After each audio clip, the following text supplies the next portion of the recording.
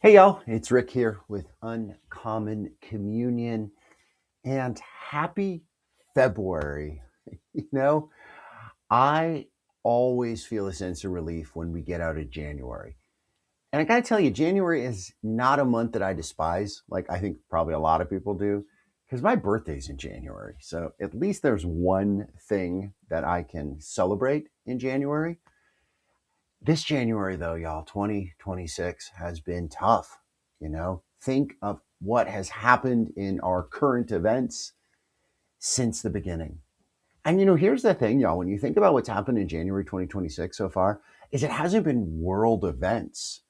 It's really been all caused by the Mad King, who no one who has the power to, and I mean the GOP, the Guardians of Pedophiles party, wants to stand up to.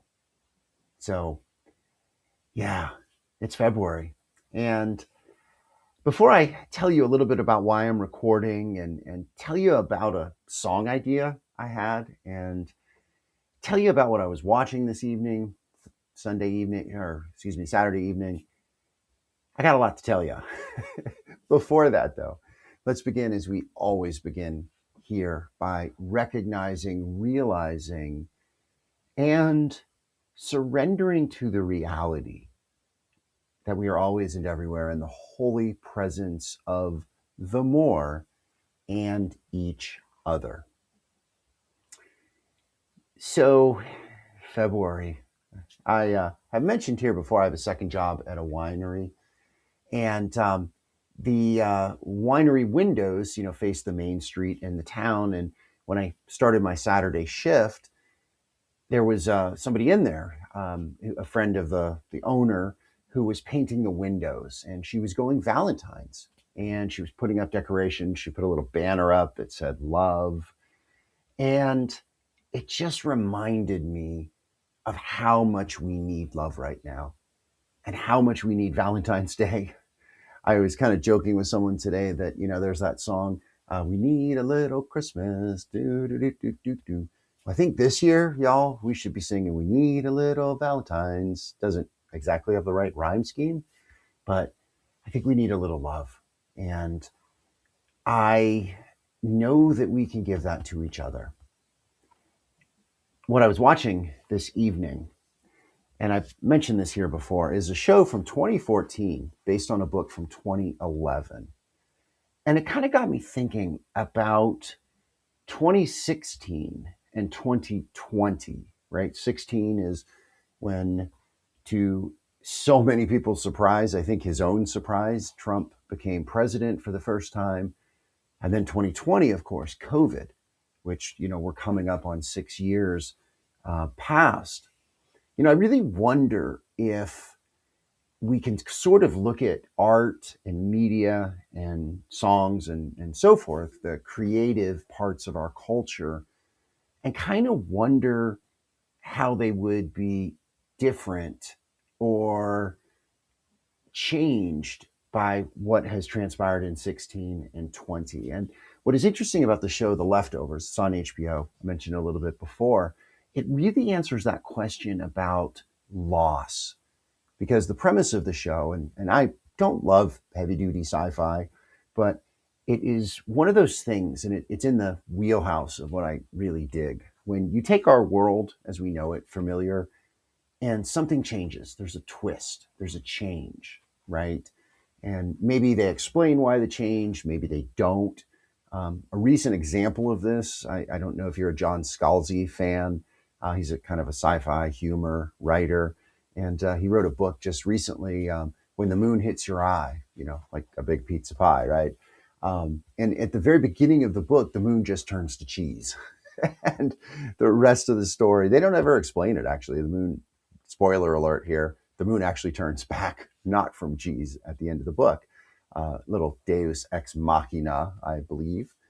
But I love those kind of things where something changes that is major and significant, and then the story is about how do characters, people navigate this. Like, what does it do to the world? And what it does, what the Leftovers is about, is I believe that it was 1 in 20 is the statistic. 1 in 20 of the Earth's population just vanish on one specific day. They just poof, they're gone.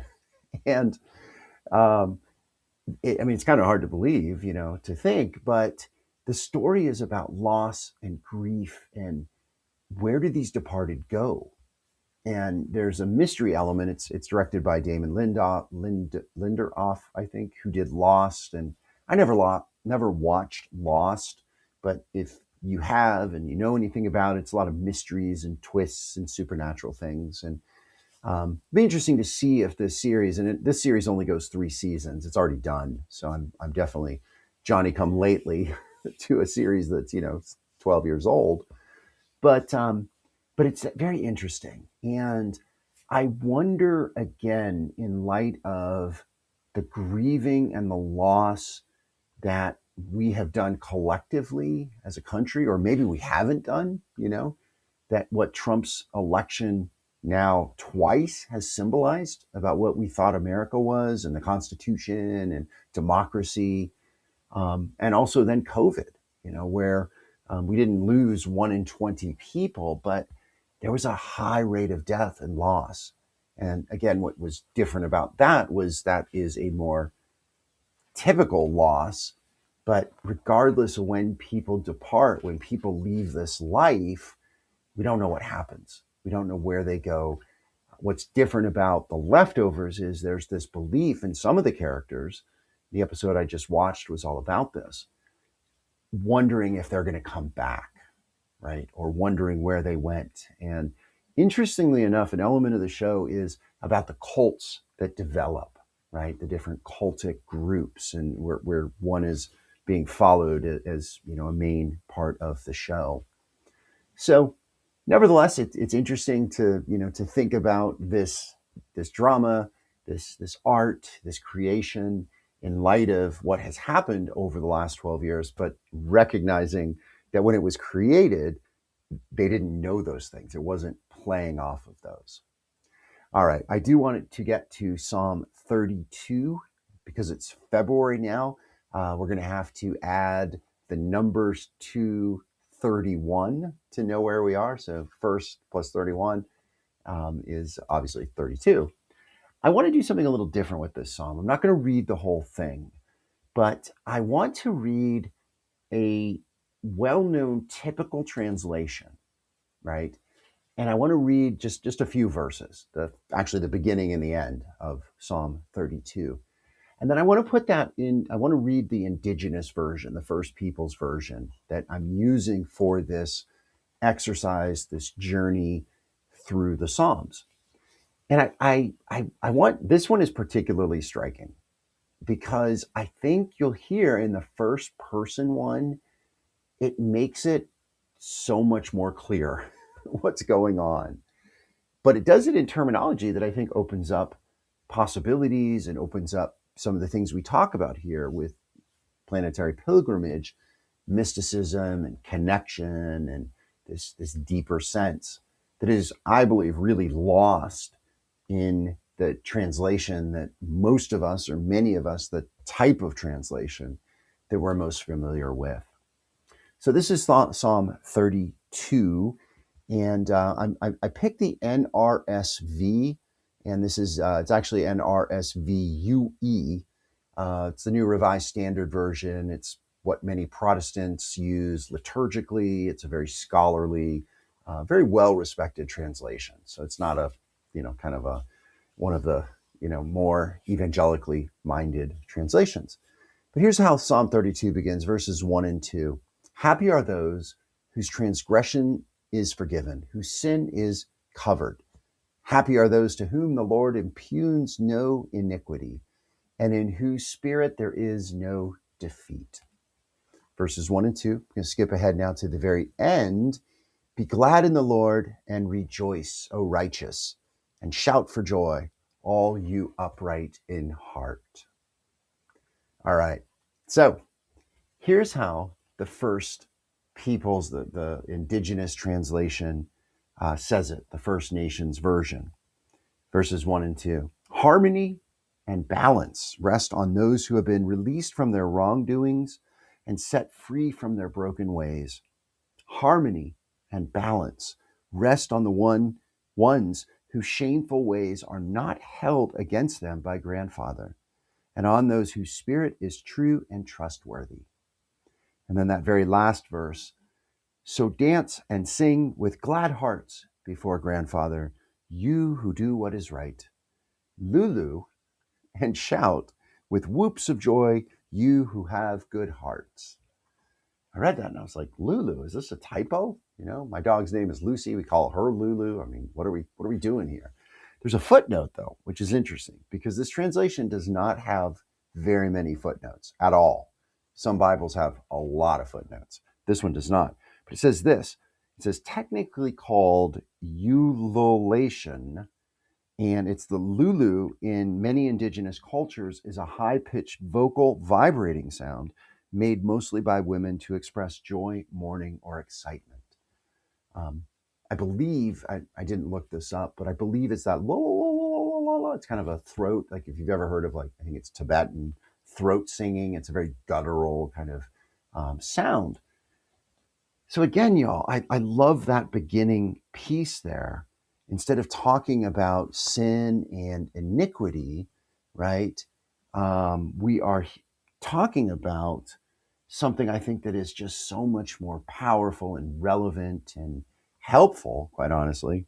Harmony and balance, right? Harmony and balance. And again, not, being forgiven of sin, but free from their broken ways.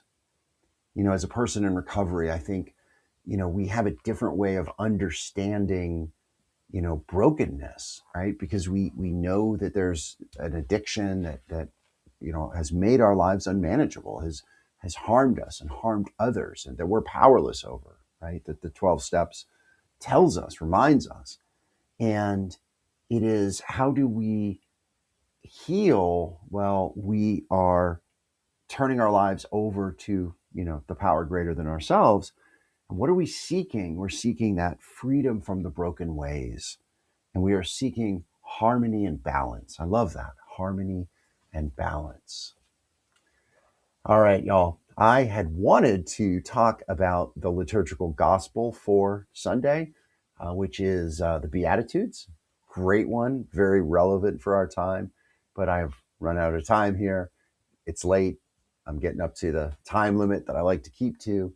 So I'm going to end this now, but maybe on tomorrow or for Monday's post, I'll talk about the Beatitudes and their importance, their essential importance to our time. Thinking of recovery, let's pray the prayer together that is again at the heart of so many people's spirituality, so many recovering people. God grant us the serenity to accept the things we cannot change, the courage to change the things that we can, and the wisdom to know the difference. Thy will, O God, not ours, be done. All right, y'all. Blessing and good. Be well, be bold, hold fast, y'all.